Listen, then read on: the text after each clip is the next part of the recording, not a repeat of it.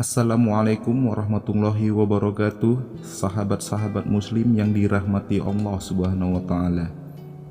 Perlu kita ketahui bahwa Nabi Yusuf adalah manusia yang paling mulia dan paling baik garis keturunannya di muka bumi ini. Sebab beliau berasal dari anak keturunan para nabi yang soleh. Nabi Yusuf adalah anak Nabi Ya'qub alaihissalam, kakeknya adalah Nabi Ishak, dan kakek buyutnya adalah Nabi Ibrahim alaihissalam. Jadi nama lengkap beliau adalah Yusuf bin Ya'qub bin Ishak bin Ibrahim. Allah mengisahkan tentang perjalanan hidup Nabi Yusuf alaihissalam kepada Nabi kita Muhammad sallallahu alaihi wasallam. Di dalam surah Yusuf dikisahkan bahwa Yusuf adalah anak yang paling kecil dari 12 orang bersaudara. Ayahnya Nabi Ya'qub sangat sayang kepadanya karena Yusuf memiliki akhlak yang baik. Hal itulah yang membuat saudara-saudaranya menjadi iri kepada Yusuf. Suatu hari Yusuf yang waktu itu masih berusia anak-anak dia bermimpi. Di dalam mimpinya ia melihat 11 bintang, matahari dan bulan. Semuanya bersujud kepadanya. Lalu hal itu diceritakan kepada ayahnya, sebagaimana yang diabadikan dalam Al-Quran surat Yusuf ayat 4. Wahai ayahku, sesungguhnya aku bermimpi melihat 11 bintang, matahari dan bulan. Kulihat semuanya sujud kepadaku. Dari mimpi itu ayahnya mengetahui bahwa anaknya ini kelak akan memiliki kedudukan yang tinggi. Maka Nabi Ya'qub pun berkata kepada Yusuf, "Hai anakku, janganlah kamu ceritakan mimpimu itu kepada saudara-saudaramu, maka mereka membuat makar untuk membinasakanmu. Sesungguhnya syaitan itu adalah musuh yang nyata bagi manusia." Nabi Ya'qub melarang Yusuf untuk menceritakan mimpinya tersebut kepada saudara-saudaranya karena khawatir mereka semakin dengki kepadanya dan berniat mencelakakan Yusuf, karena iri terhadap perhatian ayah mereka yang lebih sayang kepada Yusuf dan saudaranya Benjamin. Maka saudara-saudaranya pun berencana untuk menyingkirkan Yusuf. Di antara mereka ada yang menyarankan untuk membunuh Yusuf dan membuangnya di daerah yang asing agar perhatian ayahnya tertuju kepada mereka.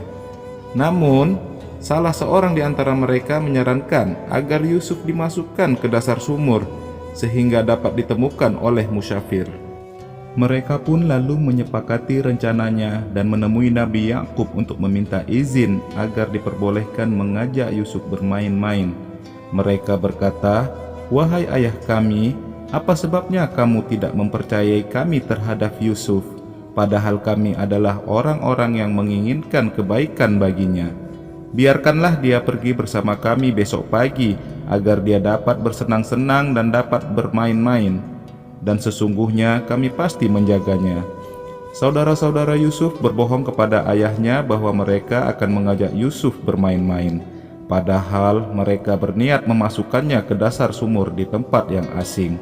Nabi Ya'qub pun berkata seperti yang diabadikan dalam surah Yusuf ayat 13. "Sesungguhnya kepergian kamu bersama Yusuf amat menyedihkanku, dan aku khawatir kalau dia dimakan serigala, sedang kamu lengah daripadanya." Saudara-saudara Yusuf terus berusaha meyakinkan ayahnya bahwa mereka akan menjaga Yusuf. Akhirnya ayahnya pun mengizinkannya. Maka mereka pun membawa Yusuf dan memasukkannya ke dasar sumur.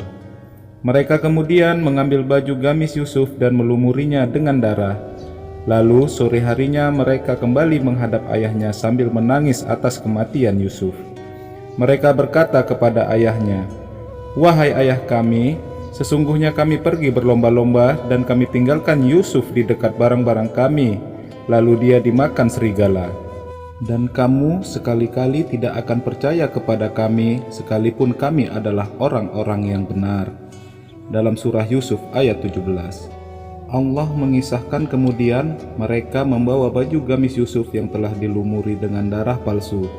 Mereka menyembelih anak kambing, mengambil darahnya dan mengoleskannya ke baju gamis Yusuf alaihissalam.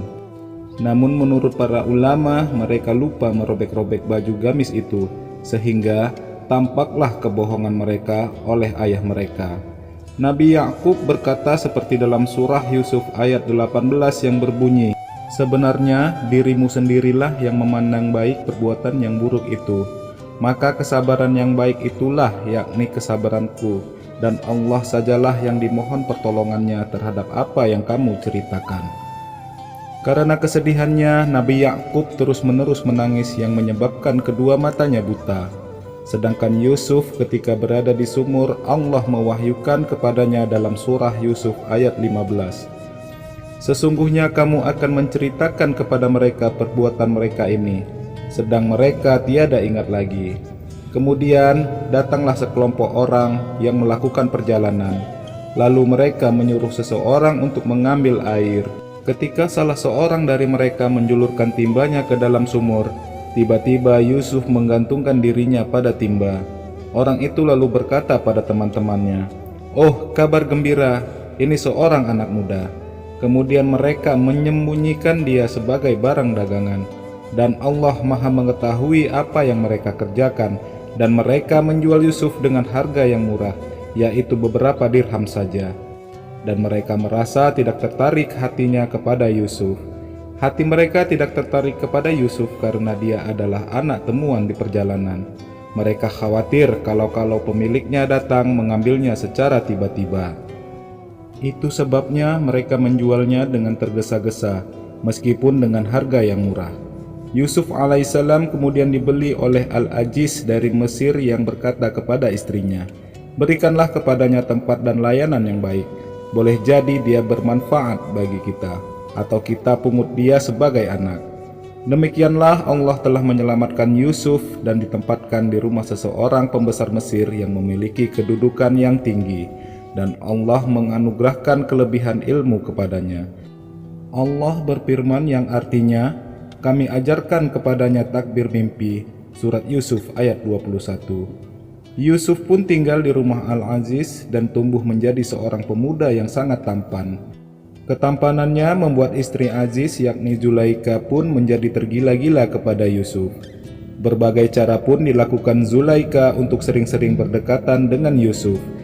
Hingga suatu hari Zulaika yang memiliki wajah yang tak kalah rupawan menggoda Yusuf. Laki-laki mana yang tahan ketika digoda oleh wanita cantik dan rupawan membuat pendirian Yusuf pun goyah. Saat itu keduanya masuk ke dalam sebuah rumah lalu menguncinya. Bahkan Yusuf hampir tergoda rayuan maut Zulaika. Beruntung Allah Subhanahu wa Ta'ala menyelamatkannya. Yusuf pun menolak. Dia berkata sebagaimana yang ada dalam surah Yusuf ayat 23, "Aku berlindung kepada Allah. Sungguh Tuhanku telah memperlakukan aku dengan baik. Sesungguhnya orang-orang yang zalim tiada akan beruntung." Yusuf kemudian lari menuju pintu, dan Zulaika istri Al-Aziz mengejarnya dan menarik gamis Yusuf sehingga koyak di bagian belakangnya. Mereka mendapati Al-Aziz berdiri di depan pintu. Istri Al-Aziz itu lalu memfitnah Yusuf dan berkata kepada suaminya bahwa Yusuf telah menggoda dirinya dan dia harus mendapatkan hukuman. Yusuf pun mengelak dan mengatakan bahwa wanita itulah yang telah berusaha menggodanya.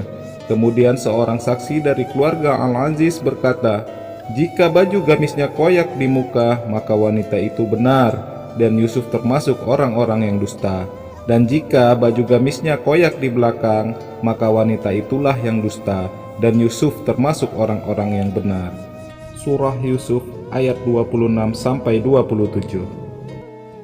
Setelah diperiksa, Al-Aziz mendapati bahwa baju Yusuf koyak di belakang. Akhirnya taulah dia bahwa istrinya telah berdusta dan berusaha menggoda Yusuf. Dia pun meminta Yusuf merahasiakan kejadian itu dan menyuruh istrinya untuk memohon ampun atas dosanya. Berita tentang Zulaika menggoda Yusuf rupanya tersebar di antara para wanita pembesar di Mesir. Mereka pun membicarakannya.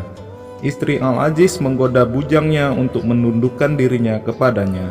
Sesungguhnya cintanya kepada bujangnya itu adalah sangat mendalam. Sesungguhnya kami memandangnya dalam kesesatan yang nyata. Mendengar itu, Zulaika ingin membalas mereka untuk menunjukkan bahwa pemuda yang mereka sebutkan itu tidak seperti pemuda kebanyakan yang biasa mereka lihat. Selanjutnya Allah Subhanahu wa taala mengisahkan pembalasan Zulaikha kepada para wanita itu dalam surah Yusuf ayat 31. Tatkala wanita itu Zulaikha mendengar cercaan mereka, diundangnyalah wanita-wanita itu dan disediakannya bagi mereka tempat duduk, dan diberikannya kepada masing-masing mereka sebuah pisau untuk memotong jamuan. Kemudian dia berkata kepada Yusuf, "Keluarlah, nampakkan dirimu kepada mereka." Maka tatkala wanita-wanita itu melihatnya, mereka kagum kepada keelokan rupanya dan melukai jari tangannya dan berkata, "Maha sempurna Allah, ini bukanlah manusia. Sesungguhnya ini tidak lain hanyalah malaikat yang mulia." Terpesona melihat ketampanan Yusuf alaihissalam yang luar biasa dan belum pernah mereka saksikan, sehingga tanpa sadar mereka telah melukai jari-jarinya sendiri. Melihat itu Zulaikha pun berkata, "Itulah dia orang yang kamu cela aku karena tertarik padanya. Dan sesungguhnya aku telah menggoda dia untuk menundukkan dirinya kepadaku, akan tetapi dia menolak. Dan sesungguhnya jika dia tidak mentaati apa yang aku perintahkan bahkan kepadanya, niscaya dia akan dipenjarakan dan dia akan termasuk golongan orang-orang yang hina." Yusuf pun berdoa kepada Allah, "Wahai Tuhanku, penjara lebih aku sukai daripada memenuhi ajakan mereka kepadaku. Dan jika tidak Engkau hindarkan daripadaku tipu daya mereka, tentu aku akan cenderung untuk memenuhi keinginan mereka dan tentulah aku termasuk orang-orang yang bodoh." Surah Yusuf ayat 33. Nabi Yusuf lebih rela masuk penjara daripada bermaksiat kepada Allah dan memenuhi ajakan para wanita itu. Allah pun mengabulkan permohonan Yusuf dan menghindarkannya dari tipu daya mereka. Maka Nabi Yusuf dimasukkan ke dalam penjara. Bersama dengannya masuk pula 2 orang pemuda di dalam penjara. Pada suatu malam, kedua pemuda itu bermimpi. Pada saat yang bersamaan, salah seorang di antara mereka berkata, "Sesungguhnya aku bermimpi bahwa aku memeras anggur." Yang satunya lagi berkata, "Sesungguhnya aku bermimpi bahwa aku membawa roti di atas kepalaku. Sebagiannya dimakan burung." Mengetahui kelebihan Nabi Yusuf bahwa ia adalah termasuk orang-orang yang pandai, mereka pun memintanya untuk menjelaskan tabir mimpi mereka. Nabi Yusuf alaihissalam pun berbicara kepada keduanya, mengatakan bahwa Allah telah mengabarkan kepadanya tentang perihal kedua orang tersebut. Pada saat itu penduduk Mesir adalah orang-orang yang menyembah banyak tuhan-tuhan selain Allah. Karena itu sebelum menjelaskan tabir mimpi kedua orang itu, Nabi Yusuf alaihissalam menerangkan bahwa beliau hanya beriman kepada Allah, mengesakannya dan mengikuti agama orang tuanya Ibrahim, Ishak dan Yakub. Beliau berkata, "Tiadalah patut bagi kami para nabi mempersekutukan sesuatu apapun dengan Allah. Yang demikian itu adalah dari karunia Allah kepada kami dan kepada manusia seluruhnya. Tetapi kebanyakan manusia tidak mensyukurinya." Kemudian beliau menyeru kepada kedua pemuda itu, "Hai kedua penghuni penjara, manakah yang baik? Tuhan-Tuhan yang bermacam-macam itu ataukah Allah yang Maha Esa lagi Maha Perkasa?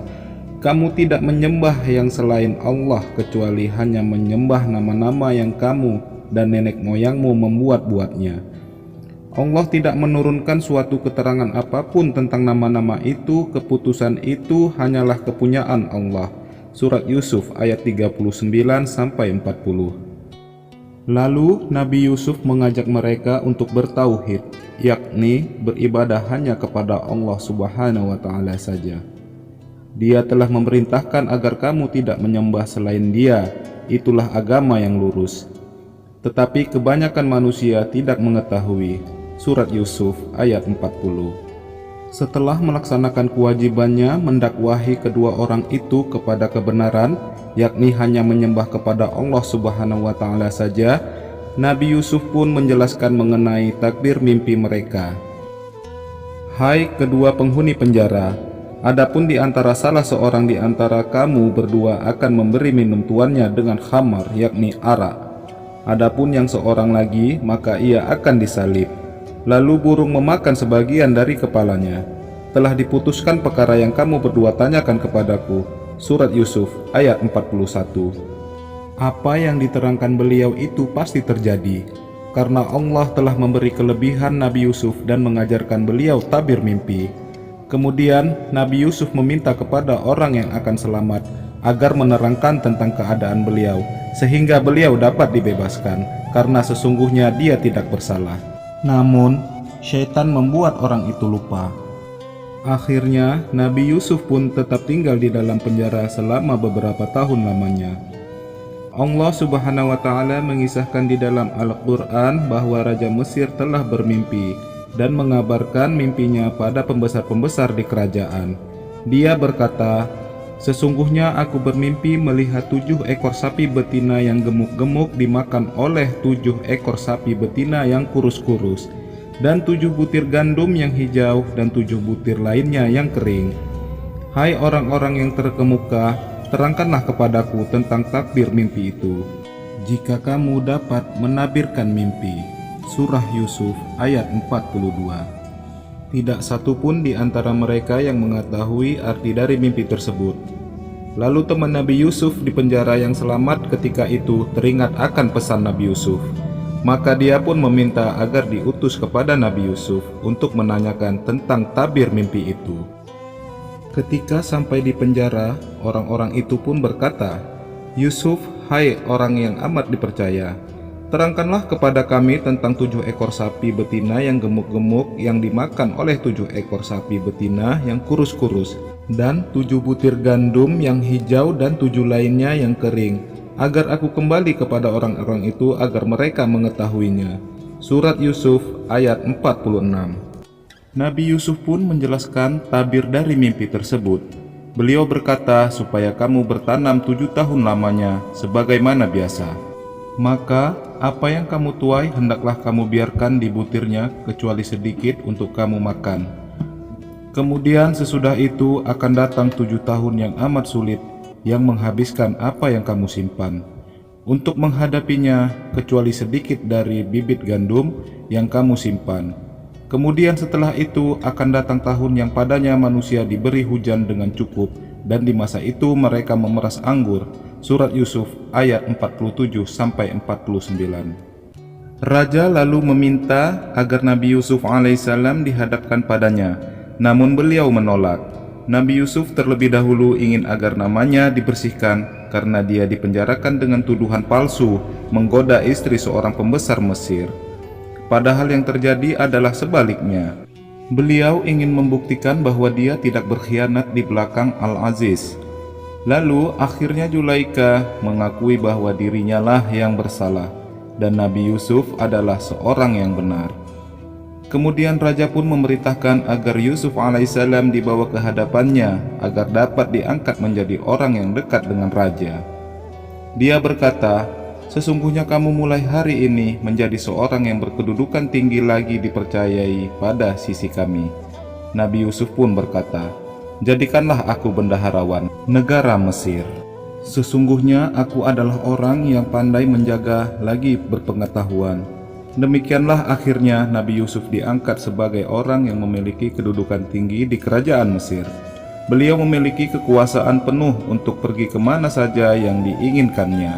Itulah balasan Allah kepada orang-orang beriman yang berbuat baik dan bertakwa kepada Allah Subhanahu wa Ta'ala. Setelah diangkat menjadi bendaharawan Mesir, Nabi Yusuf pun mengatur negeri tersebut untuk menghadapi masa-masa sulit sebagaimana yang dijelaskan dari mimpi sang raja. Selama 7 tahun, rakyat Mesir menanam dan mendapatkan hasil panen yang melimpah. Sebagian dimakan dan sebagian besar disimpan untuk persiapan menghadapi musim paceklik selama 7 tahun ke depan. 7 tahun kemudian musim paceklik terjadi di mana-mana.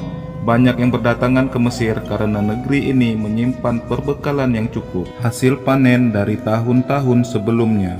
Maka saudara-saudara Nabi Yusuf pun datang ke Mesir untuk menukarkan benda-benda milik mereka dengan bahan makanan untuk menghidupi keluarga mereka.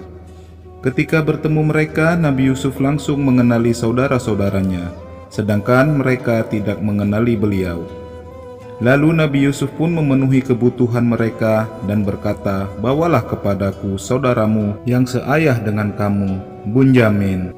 Tidakkah kamu melihat bahwa aku menyempurnakan takaran dan aku adalah penerima tamu yang terbaik?" Nabi Yusuf sangat ingin agar mereka kembali lagi tahun depan bersama saudaranya Bunyamin untuk melepas rindu. Bahkan beliau menakut-nakuti mereka tidak akan memberikan bahan makanan lagi jika tidak membawa saudaranya. Lalu saudara-saudara Nabi Yusuf pun kembali pulang ke Palestina dan mengabarkan kepada ayah mereka. Nabi Yakub tidak ingin melepaskan Bunyamin karena masih teringat akan perlakuan mereka terhadap Nabi Yusuf alaihi salam.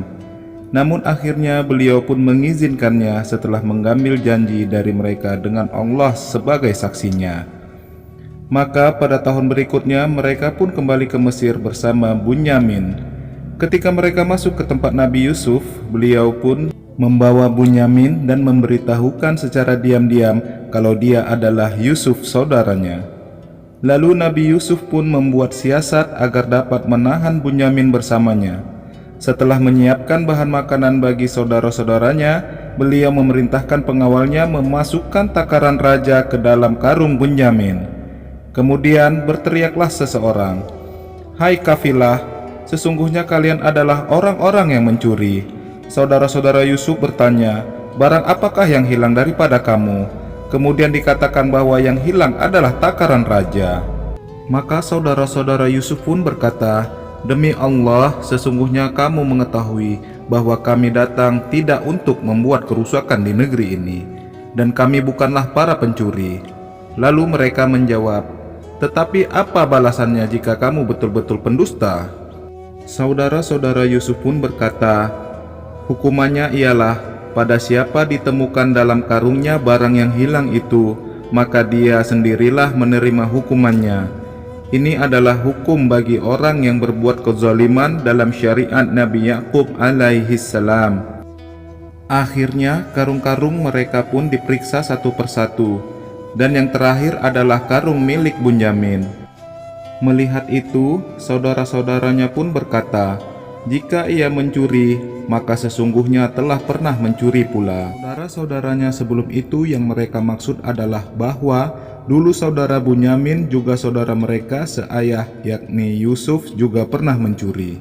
Mendengar itu, Nabi Yusuf menyimpan kejengkelannya dan berkata dalam hati, "Kamu lebih buruk kedudukanmu, dan Allah mengetahui apa yang kamu terangkan itu." Maka ditahanlah Bunyamin di istana. Saudara-saudaranya pun merasa putus asa terhadap putusan Nabi Yusuf. Mereka bermusyawarah dan berkatalah saudara mereka yang tertua, "Tidakkah kamu mengetahui bahwa sesungguhnya ayahmu telah mengambil janji dari kamu dengan nama Allah, dan sebelum itu kamu telah menyia-nyiakan Yusuf?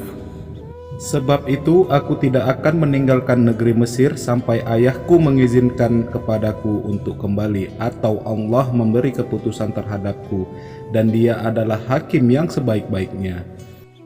Saudara-saudaranya yang lain pun kembali dengan perasaan berat karena harus menyampaikan berita buruk ini kepada ayah mereka. Ketika sampai kepada ayahnya, mereka menceritakan apa yang terjadi, berusaha meyakinkan ayah mereka bahwa yang terjadi adalah di luar dari kehendak mereka dan bahwa mereka adalah orang-orang yang benar. Nabi Yakub tidak percaya bahwa Benyamin telah mencuri karena ia tidak mempunyai sifat yang tercela. Maka beliau berkata kepada anak-anaknya, "Hanya dirimu sendirilah yang memandang baik perbuatan yang buruk itu. Maka kesabaran yang baik itulah yakni kesabaranku. Mudah-mudahan Allah mendatangkan mereka semua kepadaku. Sesungguhnya dialah yang maha mengetahui lagi maha bijaksana." Nabi Yakub meyakini kalau anaknya Yusuf masih hidup. Itulah sebabnya beliau berdoa semoga Allah mengembalikan semua anak-anaknya. Kesedihan Nabi Yakub semakin mendalam. Beliau telah kehilangan Yusuf dan kini harus kehilangan anak-anaknya yang lain. Dalam Al-Quran dikisahkan bahwa akibat duka cita yang mendalam itu, mata beliau menjadi putih karena seringnya menangis mengadukan keadaannya kepada Allah. Beliau juga menahan amarahnya kepada anak-anaknya. Melihat keadaannya, anak-anaknya pun merasa prihatin dan berkata kepada ayah mereka dengan lemah lembut, agar tidak lagi terlalu mengingat Yusuf yang menyebabkan tubuhnya menjadi kurus kering dan matanya menjadi buta. Nabi Yakub pun berkata, sesungguhnya hanyalah kepada Allah aku mengadukan kesusahan dan kesedihanku, dan aku mengetahui dari Allah apa yang kamu tiada mengetahuinya. Beliau pun meminta anak-anaknya untuk mencari kabar tentang Nabi Yusuf dan saudaranya, karena beliau tetap berkeyakinan bahwa Yusuf masih hidup. Beliau mengatakan kepada anak-anaknya untuk tidak berputus asa. Beliau berkata, "Hai anak-anakku, pergilah kamu, maka carilah berita tentang Yusuf dan saudaranya, dan jangan kamu berputus asa dari rahmat Allah. Sesungguhnya tiada berputus asa dari rahmat Allah melainkan kaum yang kafir." Surat Yusuf ayat 87. Singkat cerita, pada tahun berikutnya, saudara-saudara Nabi Yusuf kembali ke Mesir untuk menukar barang-barang mereka dengan bahan makanan seperti tahun-tahun sebelumnya. Mereka meminta kemurahan hati dari Nabi Yusuf. Nabi Yusuf pun berkata, "Apakah kamu mengetahui kejelekan apa yang telah kamu lakukan terhadap Yusuf dan saudaranya ketika kamu tidak mengetahui akibat perbuatanmu itu?" Saudara-saudaranya pun terkejut. Mereka baru menyadari bahwa yang berdiri di hadapan mereka adalah saudara mereka sendiri, yakni Yusuf, yang pernah mereka buang ke dasar sumur. Seolah ingin meyakinkan diri, mereka pun bertanya, "Apakah kamu ini benar-benar Yusuf?" Yusuf menjawab, "Akulah Yusuf dan ini saudaraku.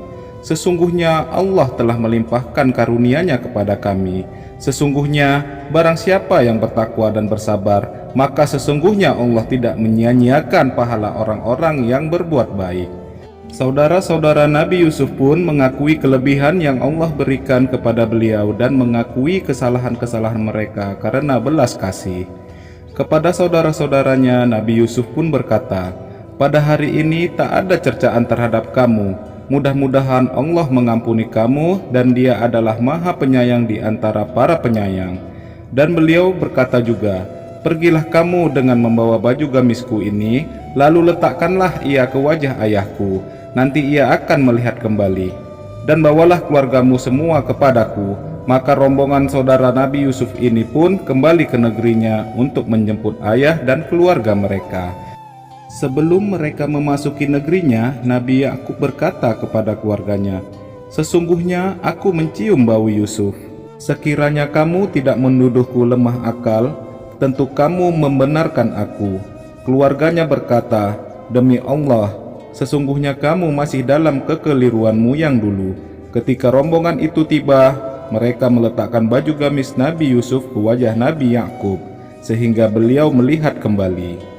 Nabi Yakub pun berkata, "Tidakkah aku katakan padamu bahwa aku mengetahui dari Allah apa yang kamu tidak mengetahuinya?" Saudara-saudara Nabi Yusuf pun menyadari dan mengakui kesalahan mereka dan berkata, "Wahai ayah kami, mohonkanlah ampun bagi kami terhadap dosa-dosa kami.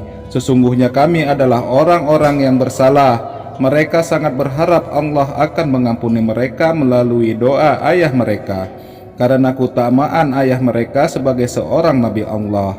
Yakub berkata, "Aku memohonkan ampun bagimu kepada Tuhanku. Sesungguhnya Dialah yang Maha Pengampun lagi Maha Penyayang." Setelah itu diboyonglah Nabi Yakub beserta seluruh keluarganya ke istana. Sesampainya di sana, Nabi Yusuf mendudukkan ayah dan ibunya di singgasananya bersamanya.